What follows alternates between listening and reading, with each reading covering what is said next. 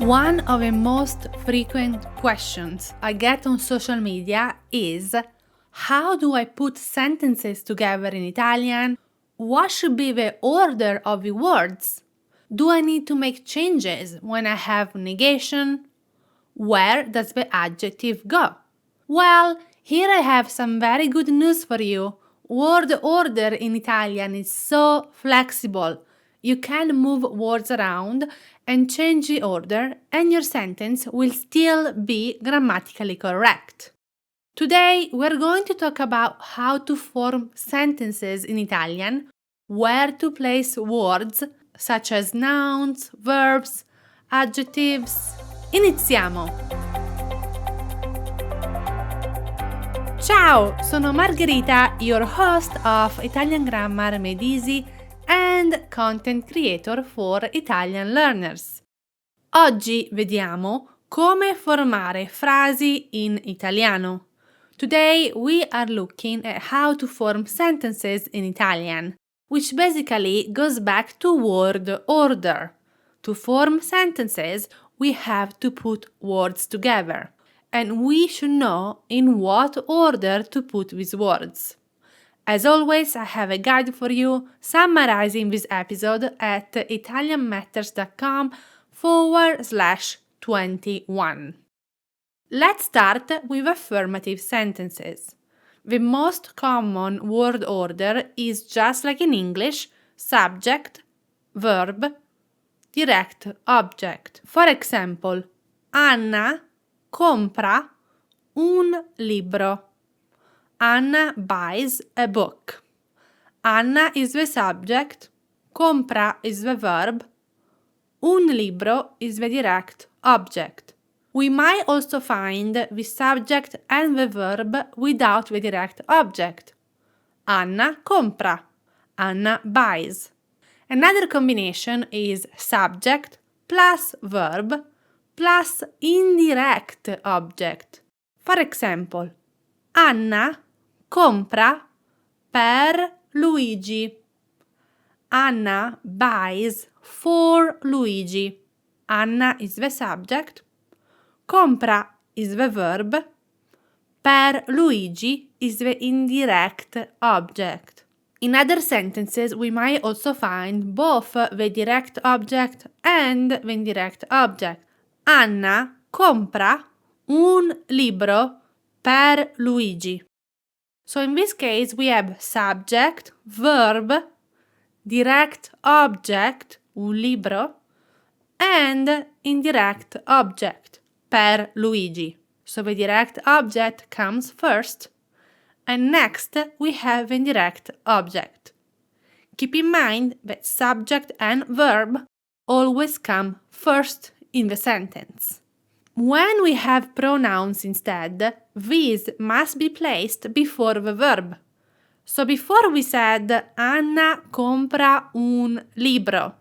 If I want to substitute un libro with a pronoun, it will be lo, it in English. We can say Anna lo compra. Anna is the subject, lo is the pronoun, compra is the verb. So subject, pronoun, verb. The same goes for indirect object pronoun. So if we substitute per Luigi, we would use gli, and again pronouns go before verbs. Anna gli compra. Anna subject, gli pronoun in place of per Luigi, compra is the verb. If we have combined pronouns, I know so many pronouns, so both direct and indirect, again, we place them before the verb. Remember, pronouns go before the verb. In this case, we can say Anna glielo compra. Anna buys it for him. Okay, so this was the explanation for affirmative sentences. Word order is flexible, so if you wanted to put the verb before the subject, compra Anna, grammatically it's correct.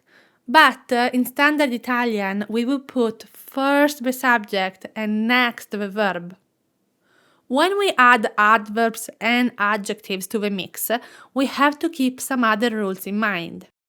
For adverbs, they go either before the subject or after the verb.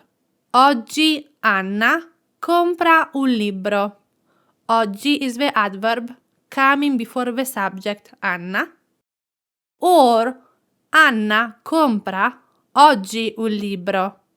Anna buys today, adverb, un libro. Yes, we could put oggi at the very end and say Anna compra un libro oggi. Grammatically, it's correct. But usually, in standard Italian, we will put the adverb either before the subject or after the verb. Now, what about adjectives? Well, it depends. It depends on the type of adjective we're using. The general rule is that adjectives come after the noun they refer to. For example, Anna compra un libro pesante. Anna buys a book heavy. So pesante, heavy in Italian comes after the noun it refers to. While in English, we would say Anna buys a heavy book before book. While this is the general rule that tells us to put the adjective after the noun, if you put it before the noun, grammatically it's fine. But there are some specific adjectives that have a fixed position. In these cases, the adjective must be placed after the noun. And those are adjectives that indicate color, matter, nationality, and shape. So for example, un libro giallo. Giallo is the adjective, a yellow book, that comes after book. Literally, a book, yellow. I cannot put giallo before libro. I cannot say un giallo libro. That would be incorrect in Italian. So for the categories of color, matter, nationality, and shape, adjectives do have a fixed position. Also, there are some specific adjectives that are fixed before the noun they refer to, and those are demonstrative adjectives, questo libro, this book, indefinite adjectives, ogni libro, every book, and possessive adjectives, un mio libro, my book. So I cannot say un libro questo, un libro ogni, un libro mio. The adjectives go before the noun they refer to. Bene, now let's talk about negation. To make a sentence negative in Italian, we simply add non before the verb. So from Anna compra un libro, Anna buys a book, we get Anna non compra un libro. Anna doesn't buy a book. The non goes before the verb, compra. We might also want to include negative adverbs, like mai, never, niente, nothing, neppure, neither. First, keep in mind that we have to keep the non. In Italian, we can have double negation. Second, the placement. These negative adverbs are placed right after the verb. Anna non compra mai un libro. Literally, Anna doesn't buy never a book. So we have the non before the verb and the negative adverb mai right after the verb. See? So this is how we form sentences in Italian. This is the word order that you're most likely going to find in standard Italian.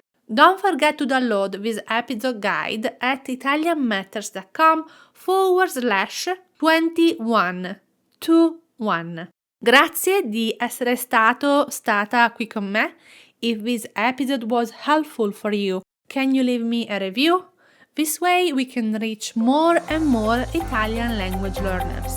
Grazie e ci sentiamo giovedì prossimo. Ciao!